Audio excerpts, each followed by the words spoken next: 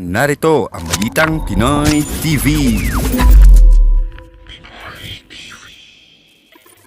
Panibagong live, panibagong reaction, opinion, analyze naman po ang matutunghayan nyo dito sa ating YouTube channel. Let's get ready to rumble! Banata na dapat banatang!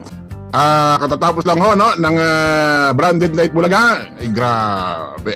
Itong episode na to, mga kababayan. Matapos ho natin mapanood ang Branded Night Bulaga, Legit Dabar Cards, TBJ, mas lalo ho tayong humanga at talagang lalong lumaki ho ang ating respeto sa kanila.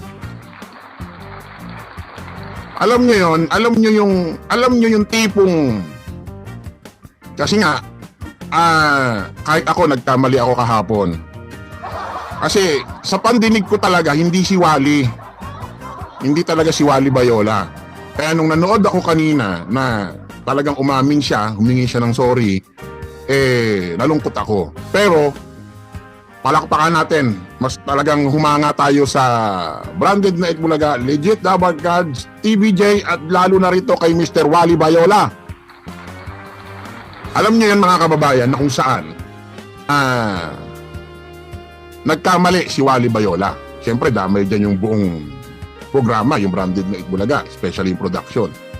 Alam niyo yung nagkamali sila kahapon, pero bilang respeto para sa kanilang sarili at respeto sa mamamayang Pilipino na nanonood, sumusubaybay sa kanilang programa, at respeto dito sa Pilipinas, at respeto sa MTRCB na kung saan nagmo-monitor sa iba't ibang programa, especially sa noontime show dahil mga live yan, ayaw nila na may issue at nabitawan si Wally Bayola na salitang hindi maganda at deadmahin lang nila na parang wala lang at magdedire-diretso ang kanilang programa. Ibig sabihin, lalo tayong bumilib sa kanila at lalo na rito kay Wally Bayola na ayaw nilang umandar ang programa ngayong araw na kung saan kahit may issue kahapon, parang dededmahin lang nila at move on na parang walang nangyari.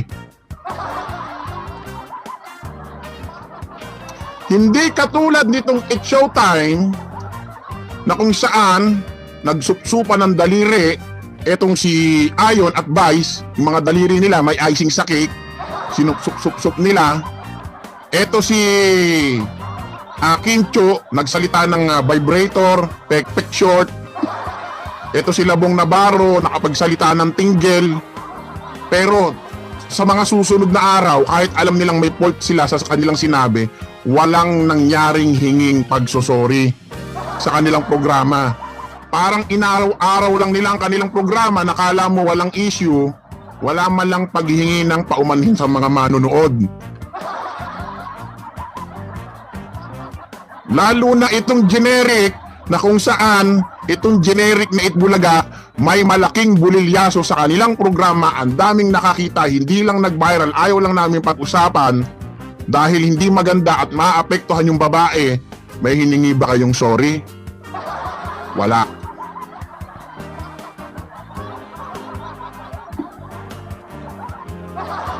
Tapos na. Drog na. Pwede ko nang i-end tong live ko eh.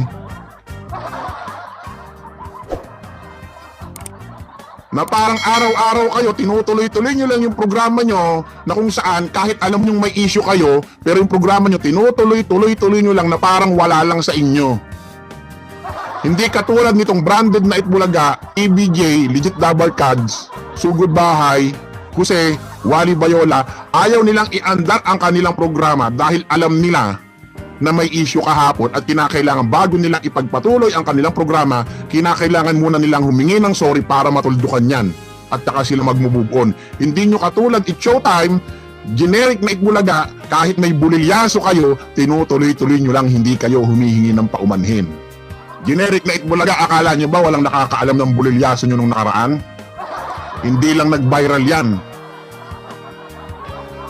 Pero kung tutuusin, yung nangyari dyan sa programa ninyo, dyan, generic na Itbulaga, yung pagmumura ni Wally na hindi naman sinasadya, wala, katiting lang yan. Alam nyo yan, di ba? Type Incorporated, generic na Itbulaga.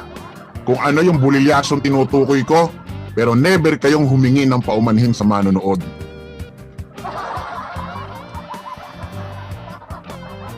Kayo, it's showtime. Kaya nyo ba yung ginawa ni Wally Bayola na kung saan bago sila ipagpatuloy ang kanilang programa na Sugod Bahay, humingi muna sila ng paumanhin. Bago nila ipagpatuloy, hindi nila dinedma ang issue, hinarap nila. Kayo, yung ginawa ni Kim Chiu na pek-pek short, vibrator, tinggil, pagsupsupan nyo ng mga daliri dyan. Hindi nga kayo humingi ng sorry. Anong ginawa nyo? Nagbakasyon pa kayo. Parang pinakita nyo ba sa mamamayang Pilipino, oy, kahit binabas nyo kami, yung pangingibang bansa namin ni Ayon, hindi nyo kayang gawin dahil mahirap lang kayo at kami maraming pera. Nang pamukha pa kayo na may pera kayo. Imbis na magpakumbaba kayo. Humingi ba kayo ng paumanhin? Vice Ganda? Ayon? Kung tutuusin yung klase ng ganyang klaseng pagmumura, masyado ng normal yan. Yung pagmumura na yan, masyado na normal yan sa lipunan eh. Hindi lang maganda pakinggan kasi noontime show yan. Pero kung tutuusin, yung klase ng pagmumura, although bawal pa rin, hindi pa rin maganda, walang nagsasabing mabuti ang pagmumura. Pero kung ikukumpara mo yan, napaka-common yan.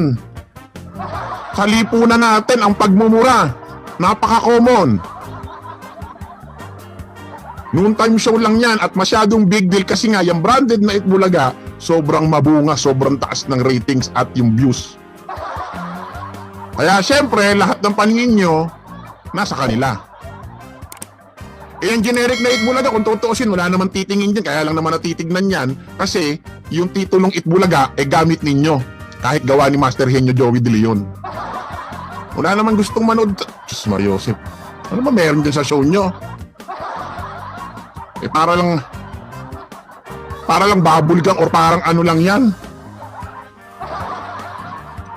Para nga lang kayong teryaan dyan. Ano, generic, Late Bulaga, Tape Incorporated. Alam nyo naman tinutukoy ko hindi naman sikreto to Marami naman nakakita nun Alam nyo kung anong tinutukoy ko. Ayoko lang sabihin, ayoko lang ikwento rito kasi nahihiya ako dun sa babae na artista. Kasi hindi maganda, mapapahiya yung babae pag tinapi ko dito. Pero kayo, sa magandang way, sa magandang paraan, humingi ba kayo ng sorry? Wala, tinuloy-tuloy nyo nga lang yung programa nyo na parang wala lang. Ano, gusto nyo ba? Sabihin ko, tayo lang makakaalam. Kayo, it's showtime, kaya nyong gawin. Ikaw Kim Chiu. Ayon, ikaw, pineplex mo pa yung muscle mo, may abs ka. Ha, Ayon Perez, pinakikita mo pa na mamasel ka, na may abs ka, na kung titignan mo, para kang isang tunay na lalaki. Pero yung nagawa mo, hindi mo kayang harapin, hindi mo kayang humingi ng sorry. Diyan sa telebisyon, diyan sa harap ng kamera. Pero alam ko naman, Ayon, na hindi ka magsosorry. Alam mo kung bakit? Alam mo bakit alam namin hindi ka magsosorry para sa sarili mo at para kay Vice? Kasi alam naman namin hindi ikaw ang masusunod sa relasyon nyo.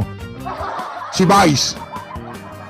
Hanggat walang hudyat ni Vice, hindi ka gagalaw, hindi ka magsasalita kasi tau-tauhan ka ni Vice. Bakit ko nasabi? Ba't ko nasabing tau-tauhan at sunod-sunuran ka kay Vice?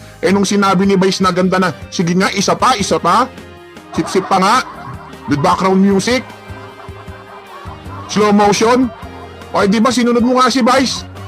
Kahit nakikita dyan sa reflection ng mukha mo, nahihiya ka na parang ayaw mo na sundin dahil awkward, alam mo. Kaya walang silbi ang muscle mo, walang silbi yung pagiging mo kung sunod-sunuran ka lang kay Vice Ganda. Kayo naman generic. Bakit nakukuha nyo na magtuloy-tuloy yung programa ninyo kahit alam nyo may matindi kayong bulilyaso dyan? Paano nyo natitake yan? Samantalang etong branded na Itbulaga, legit na barkads, TVJ, Sugod Bahay sa pangunguna ni Zombie, Jose, Wally Bayola, kahapon lang yung bulilyaso na nagawa ni Wally Bayola, ayaw agad nila i-under yung programa nila na parang wala lang at deadma lang. Humingi agad sila ng paumanhin. So ibig sabihin, gusto nila bago mag-move on yung programa nila ngayon, bago umandar, humingi muna sila ng paumanhin para makapagtrabaho sila ng maluwag. Wala nang iniisip at wala nang dinadala sa kanilang kabigatan, sa kanilang kalooban. Hindi nyo katulad, it's showtime, Kim Chu, Bong Navarro, Ayon, Vice Ganda, kahit alam nyong may mga bulilyaso kayong may mga nasabi dyan, kaya nyong iandar yung programa nyo, kaya nyong deadmahin na parang wala lang sa inyo. Ibig sabihin matitibay ang puso ninyo. Ito na nga mga kabalita. Ano na ang masasabi nyo patungkol sa balitang ito? Please comment down below mga kabalita. Pag-usapan natin yan sa comment section. At kung di ka pa nakasubscribe sa ating channel, baka naman